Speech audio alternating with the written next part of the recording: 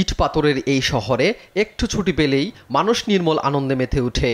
আর তাই তো ঈদের ছুটিতে একটু প্রশান্তি পেতে পরিবার প্রিয়জনদের নিয়ে ধানমন্ডি লেক পাড়ে ঘুরতে এসেছেন রাজধানীবাসী। অনেকেই লেকের ডিঙি ভাসিয়ে উপভোগ করছেন পড়ন্ত বিকেল। প্রতিদিন এভাবে ঘুরি, প্রতিবারই অনেক মজা করি।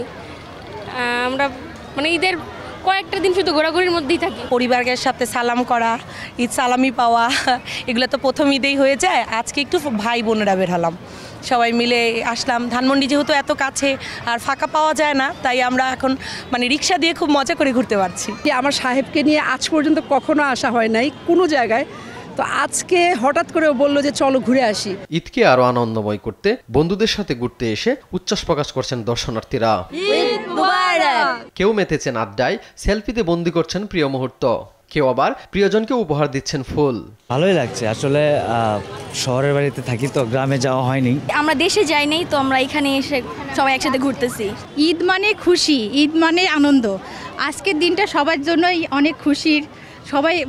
সবাই মিলে ঘুরে বেড়াচ্ছি, সবাই ভালো লাগতেছে। অনেক বিনোদনগুলোতে গিয়েছি আমরা। আজকের দিনটা সত্যিই অনেক মজার। বাচ্চাদের নিয়ে ঘুরতেছি, ফ্যামিলি নিয়ে, আর সব মানুষই যার যার মতো করে এনজয় করতেছে, এটা দেখতেও ভালো লাগতেছে। আমরা সব ফ্রেন্ডরা এসেছি রবীন্দ্র সরোবরে ঘুরতে। আমরা সবাই একই ইয়ারে পড়াশোনা করতাম, একই সাথে এখন একসাথেই ঘোরাফেরা করলাম। ঈদে খুব মজা করছি আর কি, ভালো লাগছে।